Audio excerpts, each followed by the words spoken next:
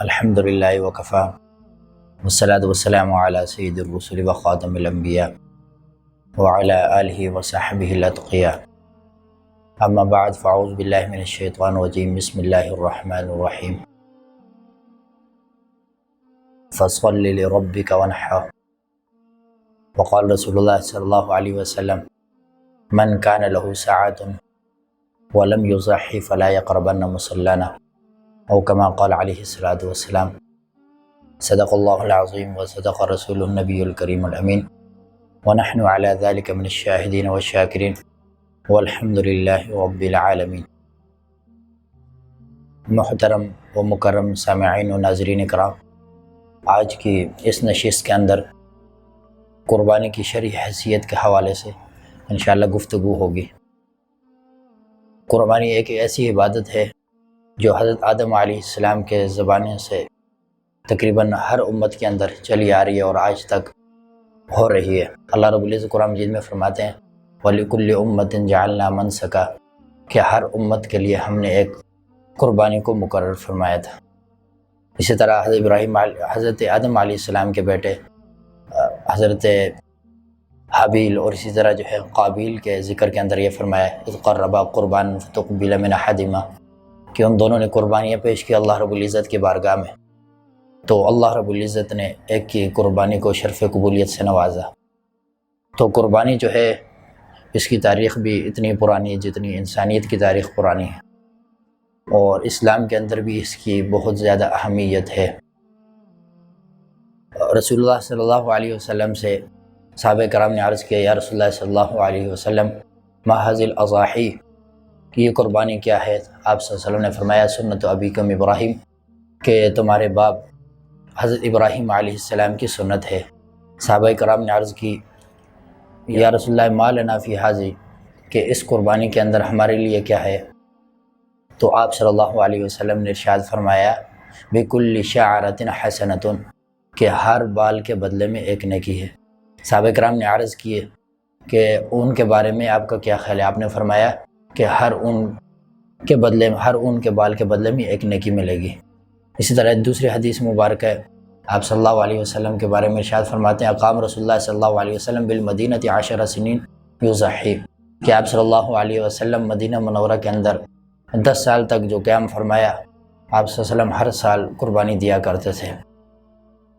اور عنوان گفتگو کے طور پہ جو آیت کریمہ تلاوت کرنے کی سعادت حاصل ہوئی ہے، اللہ رب العزت اس میں فرما رہے ہیں فَصَلِّ لِرَبِّكَ وَانْحَرْ کہ اپنے رب کے لیے نماز پڑھیے اور قربانی کیجیے۔ اس آیت مبارکہ کے تحت بہت سارا محدثین اور علماء اکرام یہ فرماتے ہیں کہ قربانی کرنا واجب ہے۔ تابعین کے اندر حضرت قتادہ، مجاہد، عکرمہ، حسن بصری رحمہ اللہ، ان حضرات کے یہی موقف ہے۔ اسی طرح احکام القرآن کے اندر اور اعلیٰ السنن کے اندر مولانا ظفر احمد عثمانی رحمہ اللہ اس آیت کی تفسیر کے اندر یہ فرما رہے ہیں کہ قربانی کا اس سے وجوب ثابت ہوتا ہے، کیونکہ جن تابعین کرام کا میں نے ذکر کیا ہے ان کے نزدیک فصلی سے مراد یہاں پہ عید کی نماز ہے، اور عید کی نماز جو ہے بالاتفاق واجب ہے، تو اس کے ساتھ جو قربانی کا ذکر ہوگا ونحر وہ بھی واجب ہی شمار ہوگی۔ تو اس لیے قربانی کرنا جو ہے یہ واجب ہے۔ اور حدیث مبارکہ آپ صلی اللہ علیہ وسلم نے فرمایا من کان لہ ساعۃ ولم یضحی فلا یقربن مصلانا کہ جس بندے کو گنجائش ہو، قربانی کر سکتا ہو، اس کے باوجود اس نے قربانی نہ کی تو وہ ہماری عیدگاہ کے قریب بھی نہ آئے۔ اور اسی طرح ایک اور حدیث میں آپ صلی اللہ علیہ وسلم نے فرمایا کہ جس نے عید کی نماز سے پہلے قربانی کر لی، اس کو چاہیے کہ عید کے بعد اب قربانی کو دہرائے۔ یہ اس زمانے کی بات ہے جب صحابہ کرام کے حالات تنگ تھے، بہت مشکلات کے اندر تھے، لیکن اس کے باوجود آپ صلی اللہ علیہ وسلم یہ فرما رہے ہیں کہ اگر جس نے عید کی نماز سے پہلے قربانی کر دی تو اس کی قربانی نہیں ہوئی۔ اور دوسری جو حدیث کے اندر ڈرایا گیا، تنبیہ کی گئی فلا یقربن مصلانا کہ ہماری عیدگاہ کے قریب نہ آئے، تو ان دونوں حدیثوں سے بھی یہ بات سمجھ میں آتی ہے کہ قربانی جو ہے واجب ہے۔ اب قربانی کس پر واجب ہے؟ علماء اکرام نے اس کی شرائط بیان کی ہے کہ جس مرد اور عورت کے اندر یہ شرائط پائی جائیں تو اس پر قربانی واجب ہے۔ وہ شرائط یہ ہے نمبر 1 کہ بندہ آزاد ہو اور عاقل ہو، بالغ ہو، مسلمان ہو، مقیم ہو۔ یہ 5 شرطیں جس بندے کے اندر پائی جائیں تو اس پر قربانی لازم ہوگی۔ اور کب لازم ہوگی؟ جب نصاب کا مالک ہو، یعنی ہر بالغ مرد اور عورت، عاقل، آزاد، مقیم، جب وہ ایک نصاب کا مالک ہوگا تو اس پر قربانی کرنا واجب ہوگی۔